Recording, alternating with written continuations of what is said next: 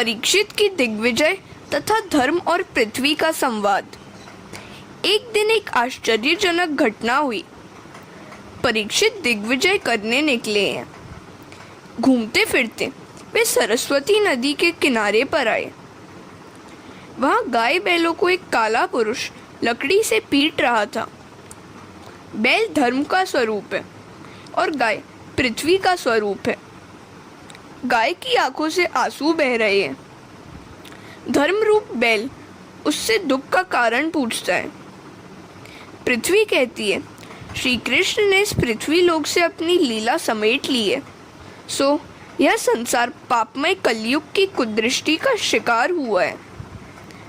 धर्म की मर्यादा का पालन ठीक तरह से करोगे तो ज्ञान अपने आप ही प्रकट होगा।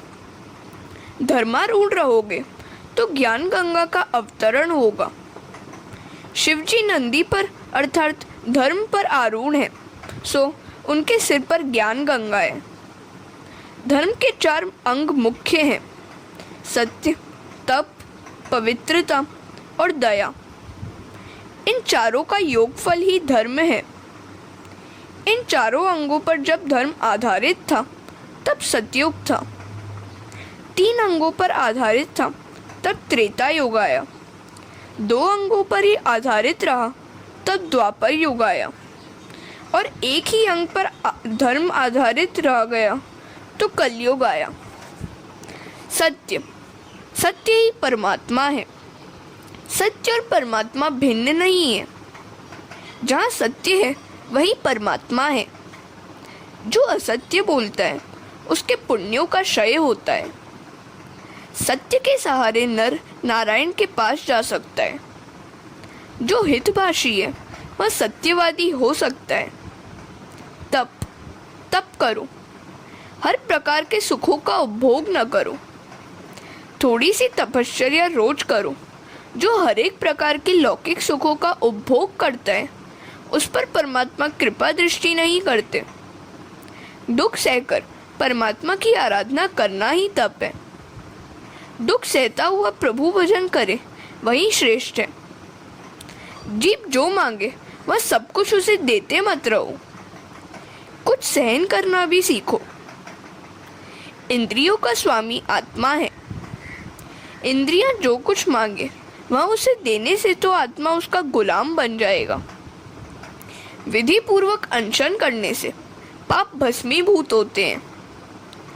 भगवान के लिए कष्ट सहना, दुख सहना ही तप है।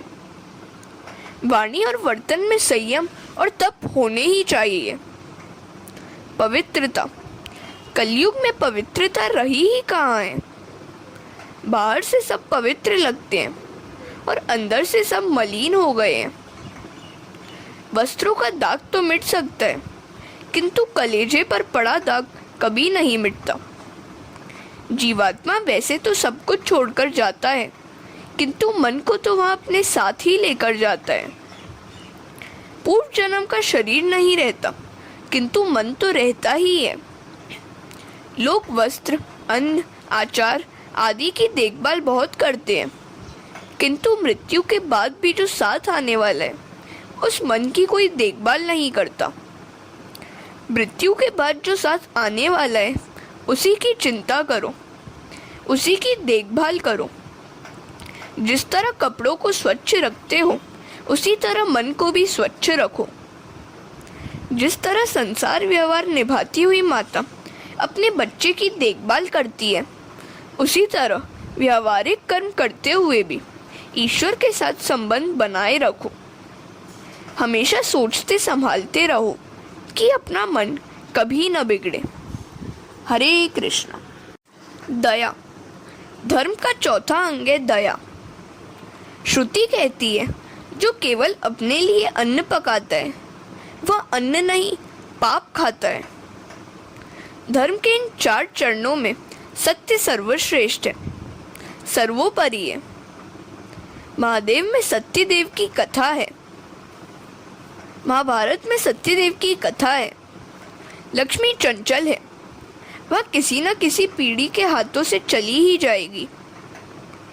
एक दिन प्रातःकाल सत्यदेव जब जगा तो उसने अपने घर से एक सुंदरी को बाहर जाते हुए देखा।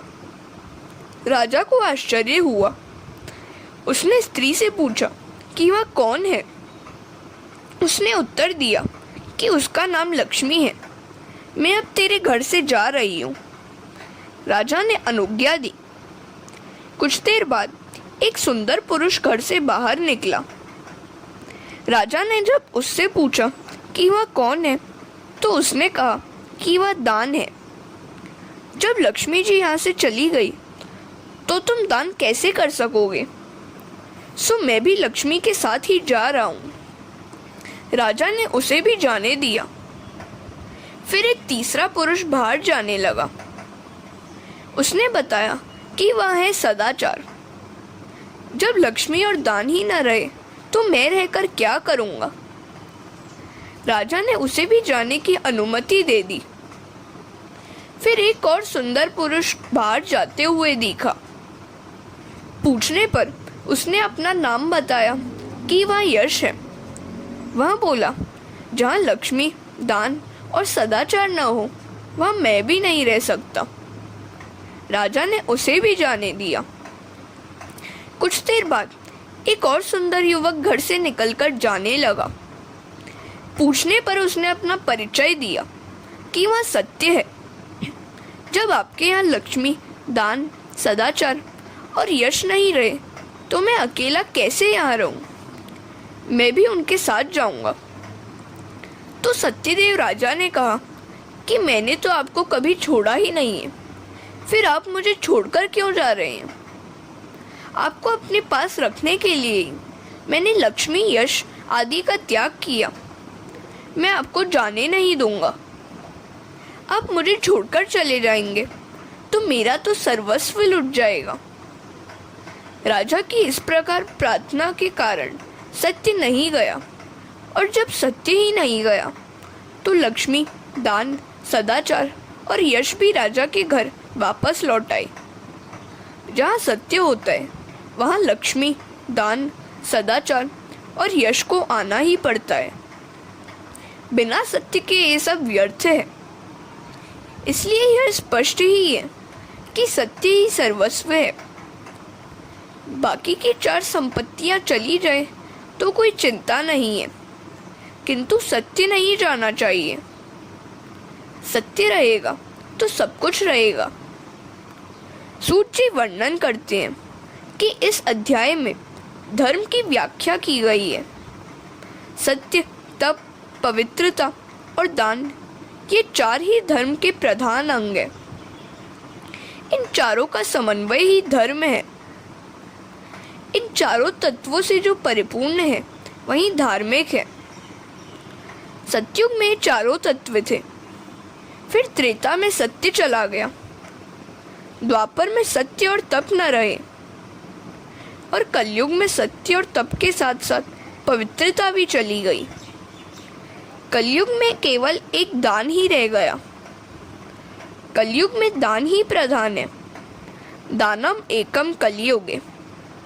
कलयुग में केवल दान और दया के सहारे ही धर्म रह गया है। परीक्षित राजा ने देखा कि एक बैल केवल एक ही पांव पर खड़ा है और एक व्यक्ति उसे लकड़ी से मार रहा है। राजा ने बैल से पूछा कि तेरे 3 चरण किसने काट दिए?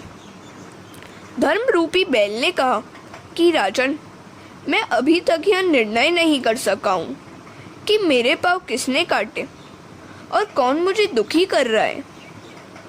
कोई कहता है कि काल दुख दे रहा है, तो कोई कहता है कि कर्म ही मनुष्य को दुख देता है। कोई दुख का कारण स्वभाव बतलाता है। अपना स्वभाव शांत रखो। काल, कर्म और स्वभाव ही जीव को दुख देते हैं। हरे कृष्णा।